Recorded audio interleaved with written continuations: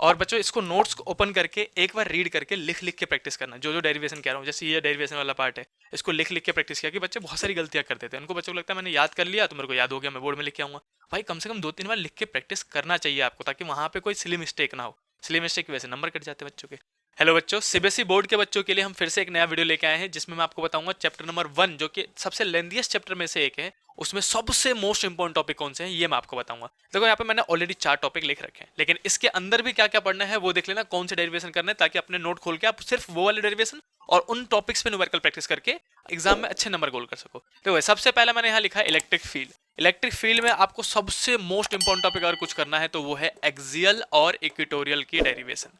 मैं यहाँ बता देता हूँ, एक्सियल इक्वेटोरियल दोनों ही करनी है आपको। एक्सियल इक्वेटोरियल में से कोई एक आएगा इक्वेटोरियल वाला डेरिवेशन, ठीक है।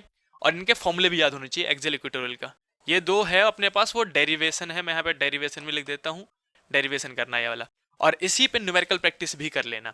दूसरा टॉपिक है अपने पास इसी में कि इलेक्ट्रिक फील्ड का जो नॉर्मल फॉर्मूला होता है E equal to k q by r square for a point charge, इस वाले पे भी न्यूमेरिकल प्रैक्टिस करनी है आपको। न्यूमेरिकल कैसे प्रैक्टिस करना है, सिस्टम ऑफ चार्ज में, जिसमें आपको 3 चार्ज दे देंगे या फिर 2 चार्ज दे देंगे। जैसे 2Q दे दिया, Q दे दिया, माइनस का Q दे दिया, बोलेंगे कि बताओ कि सेंटर पे या फिर कहीं पे भी पूछ सकते हैं वो कि नेट इलेक्ट्रिक फील्ड कितनी होगी, या फिर इस वाले चार्ज पे कितनी इलेक्ट्रिक फील्ड होगी, ऐसा करके कोई भी क्वेश्चन बना सकते हैं। तो इस वाले फॉर्मूले पे भी न्यूमेरिकल प्रैक्टिस करनी है आपको। तो ये 2 टॉपिक हो गए इलेक्ट्रिक फील्ड में। ये डेरिवेशन है, इनके फॉर्मूले याद होने चाहिए आपको, और डेरिवेशन भी आना चाहिए। ये अपने पास टॉपिक है जिसमें न्यूमेरिकल था।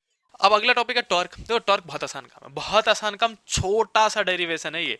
मुझे तो लगता है पूरे 12th में एक छोटा सा डेरिवेशन यही है, सबसे छोटा डेरिवेशन में से एक मान लो, मुश्किल से आधे पेज का पहुंचता है। डेरिवेशन करना है इसका, जिसमें टॉर्क का फॉर्मूला निकालते हो आप p E sine theta. P E sine theta ये वाला जो फॉर्मूला निकलता है अपने पास, इसका डेरिवेशन आपको आना चाहिए। पॉसिबल है कि 2 नंबर में आ सकता है ये। उसके बाद तीसरा, ये भी आसान टॉपिक ही है, जिसमें इलेक्ट्रिक फोर्स पे आपको न्यूमेरिकल प्रैक्टिस करना है। मैं फिर से कह रहा हूँ, ये सिर्फ न्यूमेरिकल का टॉपिक है, न्यूमेरिकल का टॉपिक है ये। देखो न्यूमेरिकल में अपने पास जो फोर्स था, कूलम्स लॉ, जो जिन्होंने कूलम साहब ने जो फॉर्मूला दिया था हमें कि K equal to Q1 Q2 upon में R square, F equal to K Q1 Q2 upon R square, ये वाला जो फॉर्मूला था, इस वाले फॉर्मूले पे भी न्यूमेरिकल प्रैक्टिस करने हैं। और कैसे वाले, मल्टीपल चार्ज सिस्टम वाले ही करने हैं आपको, बेसिकली इतना पता होना चाहिए। मैं इसमें एक और फॉर्मूला ऐड कर देता हूँ। जैसे सबको पता है कि अगर मैं किसी मीडियम में डाल दूँ 2 चार्ज को, तो उसका जो फोर्स है वो K टाइम रिड्यूस हो जाता है। तो फोर्स इन एयर अपॉन में डाइलेक्ट्रिक कांस्टेंट K। जैसे मान लो वाटर में डाल दिया, तो वाटर डाइलेक्ट्रिक 80, तो वो फोर्स जो है वो 80 टाइम्स डिक्रीज हो जाएगा। तो ये वाला फॉर्मूला भी आपको पता होना चाहिए पता होना चाहिए पता होना चाहिए, जो कि एमसीक्यू में पूछे जा सकते हैं। तो ये इस वाले फॉर्मूले पे मल्टीपल चार्ज सिस्टम जरूर कर लेना, मतलब 2 चार्ज दे दे, 3 चार्ज दे दे, ऐसा करके। तो इस पे ये वाले क्वेश्चन एक बार प्रैक्टिस करके जाना सिक्योरिटी के लिए। ये वाला फॉर्मूला बस एमसीक्यू के लिए पता होना चाहिए। अब उसके बाद last topic of the chapter, लेकिन मोस्ट इंपॉर्टेंट में से एक है गॉस लॉ। आपको चाहे किसी भी फॉर्म में दिखे, पूरे एग्जाम में दिखेगा जरूर भाई, चाहे वो एमसीक्यू में दिखे, चाहे वो 5 नंबर वाले क्वेश्चन में दिखे, चाहे 3 नंबर में। गॉस लॉ का आना तय है इस साल। देखो सबसे इंपॉर्टेंट टॉपिक में से एक है। सबसे पहले तो इसकी स्टेटमेंट, बच्चे स्टेटमेंट को हल्के में लेते हैं, छोड़ के जाते हैं। 1 नंबर में पूछ लेगा, समझ रहे हो। स्टेटमेंट याद कर लेना, छोटा सा एक लाइन है। इसी में है दूसरा अपने पास इसके एप्लीकेशन। एप्लीकेशन में कितने एप्लीकेशन है, 4 एप्लीकेशन है। और सिलेबस में मैंने देखा था सिलेबस इस बार अच्छे से, सिलेबस में 4 एप्लीकेशन दे रखे हैं। और है तो छोटे छोटे डेरिवेशन, मतलब आधे आधे पेज के सारे डेरिवेशन, ये मान लो। जिसको आप लेंथी खींचने की कोशिश करोगे तो 1-1 पेज के हो जाएंगे भाई। कौन कौन से एप्लीकेशन, पहला है लाइन चार्ज का। लाइन चार्ज का, लाइन चार्ज कौन सा, मैं आपको डायग्राम बना के दिखाता हूँ ताकि आपको इजीली याद आ जाए। ऐसे करके एक लाइन चार्ज लेते हैं, प्लस का चार्ज दे देते हैं, सिलेंड्रिकल गॉसियन सरफेस बनाते हैं, है ना, ये वाला। इसमें इलेक्ट्रिक फील्ड का फॉर्मूला निकलता है अपने पास लेमडा अपॉन में 2 पाई आर एप्सिलॉन नॉट। ये वाला फॉर्मूला आपको निकालना आना चाहिए। इसका ग्राफ कुछ बच्चों को नहीं पता होता, कुछ बच्चों ने नोट्स में ही नहीं बनाए होते हैं। तो भाई ग्राफ बनता है E वर्सेस R का, मैं ये बता देता हूँ आपको, E वर्सेस R का। E और R कैसे है, इनवर्सली। इनवर्सली का ग्राफ ऐसा करके बन जाएगा सीधा सा। दूसरा है इसका एप्लीकेशन, ये तो हो गया पहला, मैं यहाँ पे मिटा के पहला लिख देता हूँ, पहला लाइन चार्ज हो गया। दूसरा है अपने पास plane sheet, plane charge sheet कहते हैं उसको।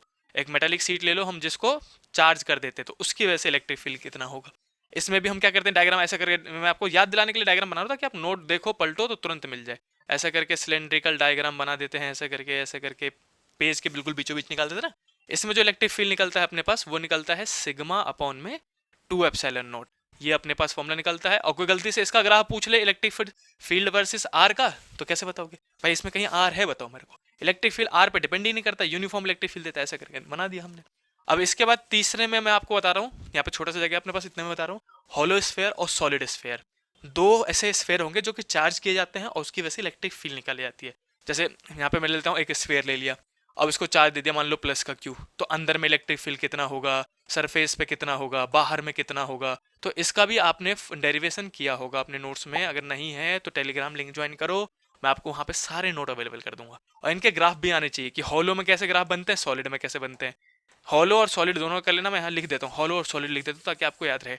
स्फेयर और स्फेयर में भी हॉलो और सॉलिड दोनों ही देख लेना, एक जैसे ही हैं, दोनों के डेरिवेशन एक जैसे ही हैं, एक याद हो गया दूसरा आपको तुरंत याद हो जाएगा। तो ये था गॉस लॉ जो कि सबसे मोस्ट इंपॉर्टेंट है। स्टेटमेंट और ये वाले जो दो हैं, लाइन चार्ज, मैं फिर से कह रहा हूँ, लाइन चार्ज और प्लेन सीट, इनके आंसरिंग चांसेस ज्यादा है इस बार। और होलोस्फेयर सॉलिड स्फेयर भी देख के जाना है, उसको नहीं छोड़ना है आपको। तो ये थे मोस्ट इंपोर्टेंट टॉपिक, मैं हट जाता हूँ, आप जल्दी से स्क्रीनशॉट ले लो। और बच्चों इसको नोट्स को ओपन करके एक बार रीड करके लिख लिख के प्रैक्टिस करना, जो जो डेरिवेशन कह रहा हूँ, जैसे ये डेरिवेशन वाला पार्ट है, इसको लिख लिख के प्रैक्टिस किया कि बच्चे बहुत सारी गलतियां करते थे, उनको बच्चों को लगता है मैंने याद कर लिया तो मेरे को याद हो गया, मैं बोर्ड में लिख के आऊंगा। भाई कम से कम 2-3 बार लिख के प्रैक्टिस करना चाहिए आपको, ताकि वहां पे कोई सिली मिस्टेक ना हो। सिली मिस्टेक की वजह से नंबर कट जाते हैं बच्चों के। तो चलो मिलते हैं आपको नेक्स्ट वीडियो में।